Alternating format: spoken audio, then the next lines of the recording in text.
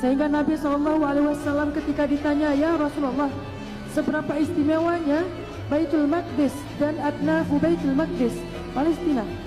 Kata Nabi, Ardul Mansyar wal Mahsyar. Palestina adalah negeri untuk bertebaran manusia dan negeri untuk bangkitnya manusia. Artinya, hari hisab akan terjadi di Palestina.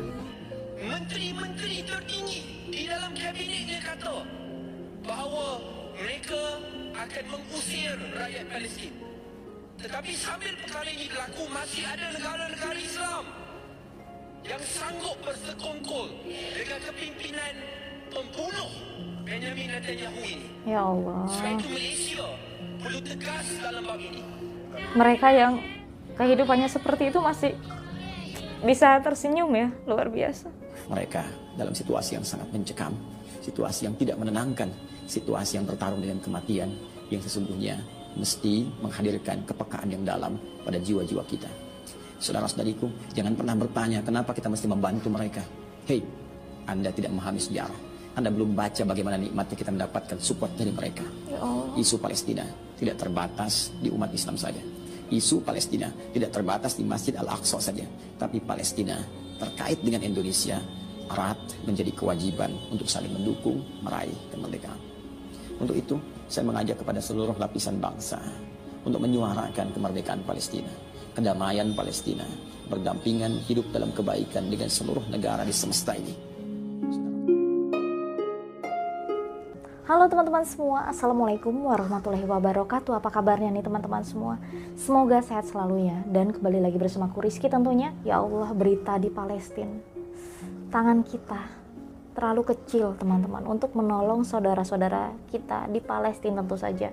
Tapi doa kita semua akan selalu kita jaga, kita doakan untuk saudara kita di Palestina yang sedang berjuang untuk kemerdekaan tanah Palestina tentu saja teman-teman. Ini bukan sekedar tentang agama ya teman-teman ya.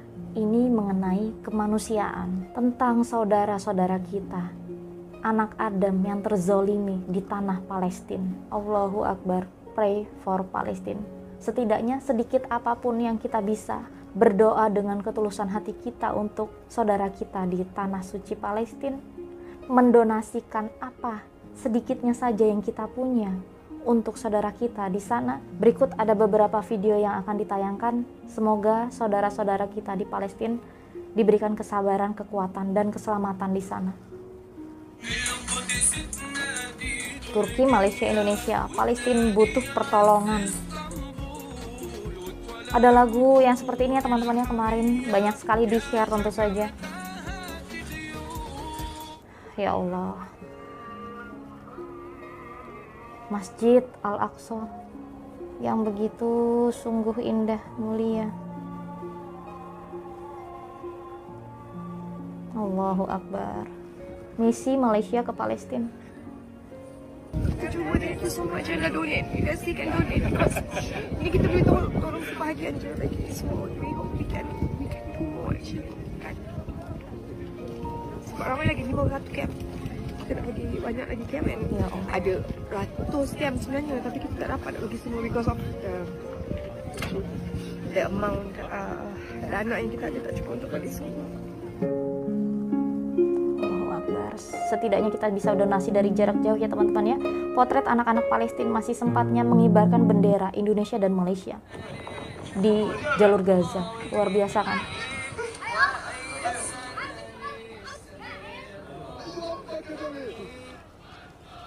Malaysia support Palestina. Indonesia membantu Palestina. Allahu Akbar, takbir. Kuala Lumpur, Malaysia mendukung Palestina. Kibaran bendera Palestina di Bukit Bintang, tanda solidariti rakyat Malaysia. Luar biasa. Rumah sakit Indonesia yang berada di jalur Gaza, Palestina dikabarkan terkena serangan Israel pada Sabtu 7 Oktober 2023. Iya, ini berita yang kemarin. Sebelumnya Israel melancarkan serangan balasan setelah wilayahnya dihujani roket oleh kelompok militan Palestina, Hamas, sejak Sabtu pukul 6.30 waktu setempat. Rumah Sakit Indonesia yang dikabarkan terkena serangan Israel berada di Beit Lahia, tepatnya di sebelah utara jalur Gaza. Kantor Berita Otoritas Nasional Palestina atau WAFA melaporkan, 1 orang tewas dan beberapa orang terluka dalam serangan tersebut serta menyebabkan kerusakan pada peralatan rumah sakit yang vital. Salah satu relawan Mercy yang masih berada di jalur Gaza, Farid, membenarkan bahwa Rumah Sakit Indonesia terkena serangan Israel pada Sabtu.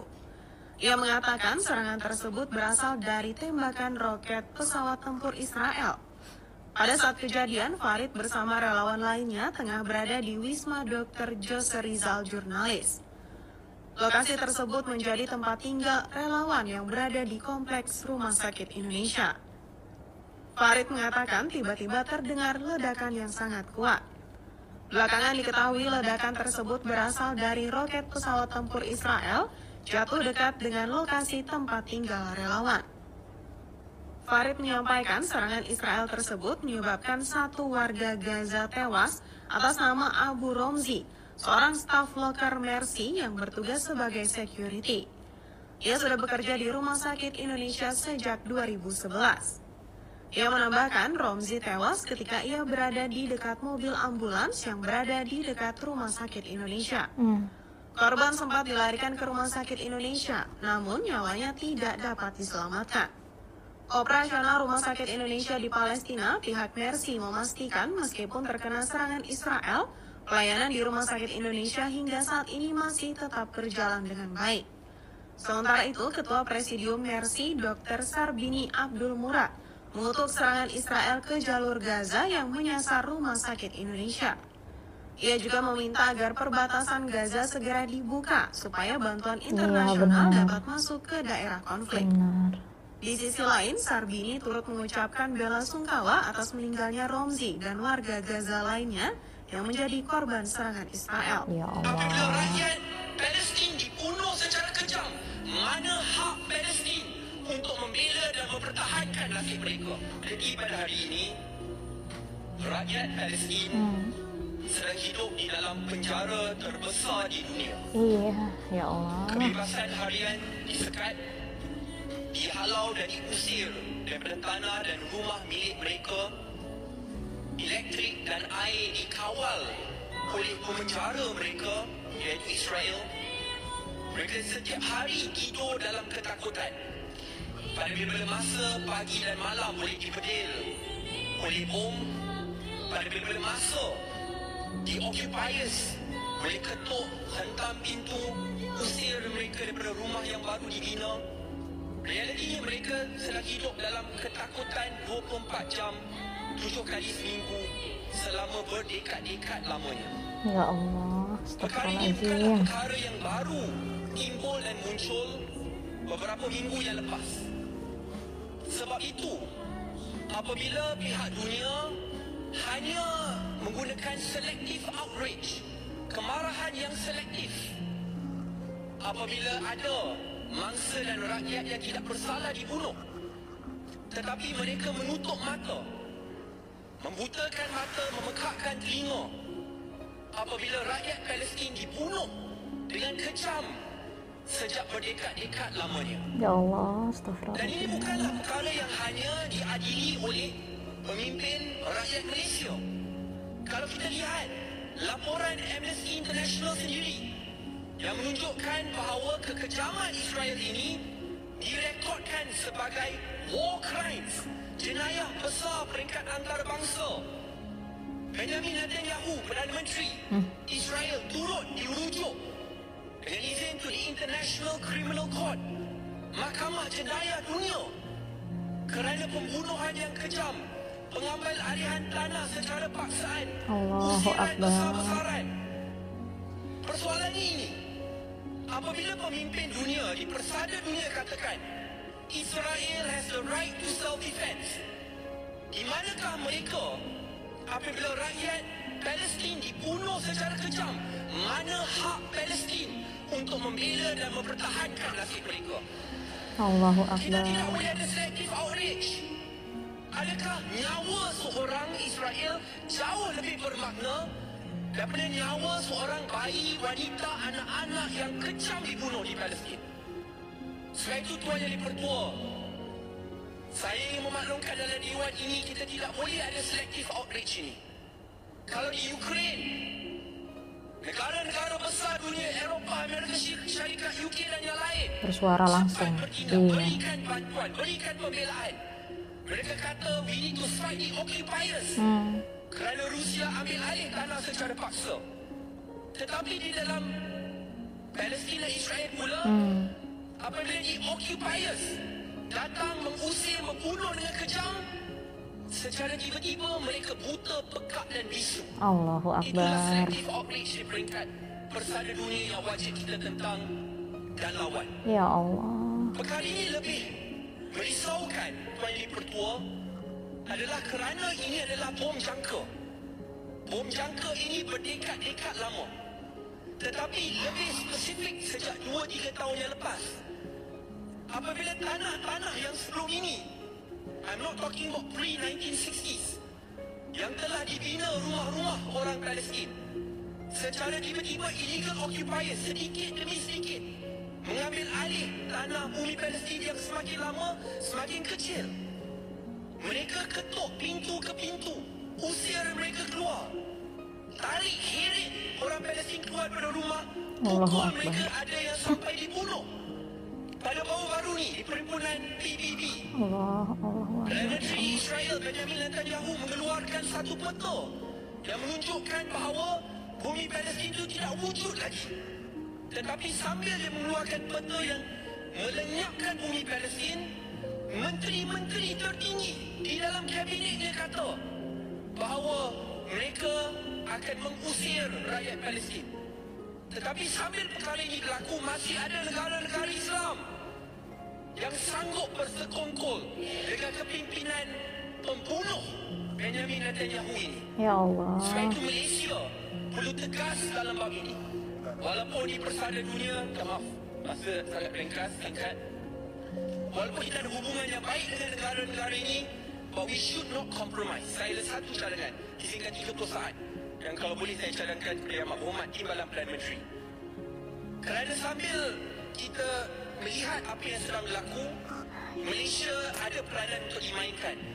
Kita patut memanggil persidangan OIC secepat mungkin dan keluarkan satu kenyataan bersama dengan negara-negara OIC to condemn unequivocally the mass murder of Palestinians, bukan saja pada masa ini tetapi berdekat-dekat yang lepas. Dan yang kedua, secara pragmatik, adalah untuk menubuhkan humanitarian corridor supaya saluran-saluran bantuan asas dapat disalurkan sebaik mungkin. Kerana Tuan Yang Dipertua, sambil kita selesa di dalam dewan ini, sambil mereka sedang berperang, negara Israel telah pun memutuskan elektrisiti, air, sumber asas kepada rakyat Palestin yang tidak bersalah langsung. Enggak bersalah. Walhal kalau di Ukraine, walaupun ada ura-ura Russia memutuskan elektrisiti, terus dipanggil this is the biggest war crime, jahat, kejam.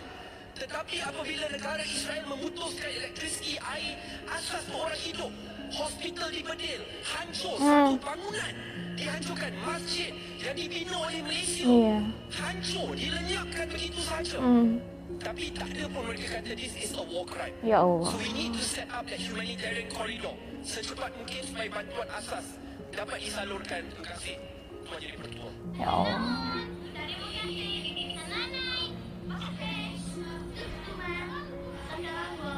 Mereka yang kehidupannya seperti itu masih bisa tersenyum ya, luar biasa. Ini ya teman-teman, ini masjid sumbangan dari Malaysia ya, yang musnah di bom Israel ya. Ya Allah, astagfirullahaladzim. Semuanya hancur, tapi mereka masih tetap bisa tersenyum, luar biasa.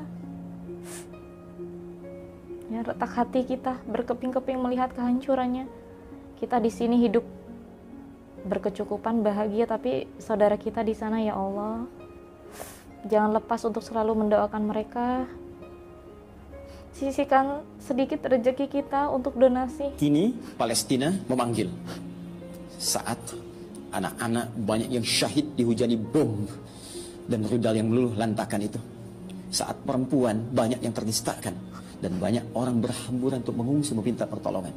Indonesia mesti menjadi negara dan bangsa pertama yang terpanggil untuk mendukung penuh kemerdekaan bangsa Palestina.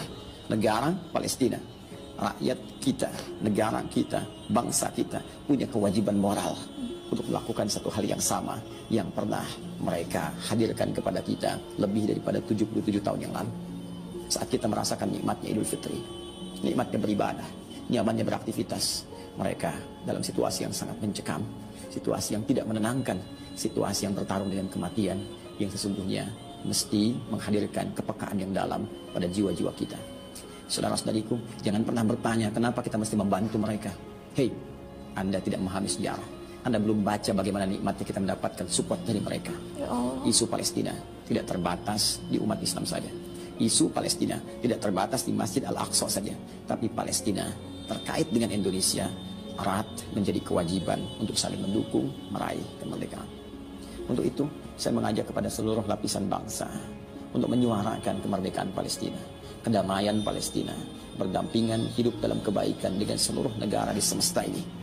Saudara-saudariku, tuliskan dalam setiap akun media sosial kita, jadikan hashtag terbaik, Save Palestine, Freedom for Palestine, kemerdekaan untuk Palestina. Selamatkan Palestina, hadirkan kedamaian untuk dunia seutuhnya.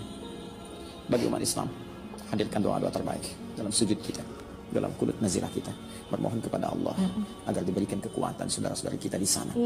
Kekuatan terbaik, kekuatan terbaik, kekuatan terbaik, serta bersabar dan mohon ampun kita kepada Allah karena belum mampu memberikan hal terbaik untuk mensupport mereka. Ya Allah, kita hanya manusia biasa ya teman-teman ya. Tidak mungkin kita bisa berada langsung ke sana. Tetapi apapun itu, angkatlah tangan kecil kita untuk mendoakan saudara-saudara kita di Palestina. Donasikan sedikitnya apapun rezeki yang kita punya untuk saudara-saudara kita di Palestina. Insya Allah semuanya sangat bermanfaat ya teman-teman ya. Pray for Palestine. Al-Fatihah untuk para syuhada. A'udzubillahi minasyaitonirrajim. Bismillahirrahmanirrahim. Alhamdulillahirrahmanirrahim. Iyyaka na'budu wa iyyaka nasta'in. Ihdinas siratal mustaqim. Shiratal ladzina an'amta 'alaihim.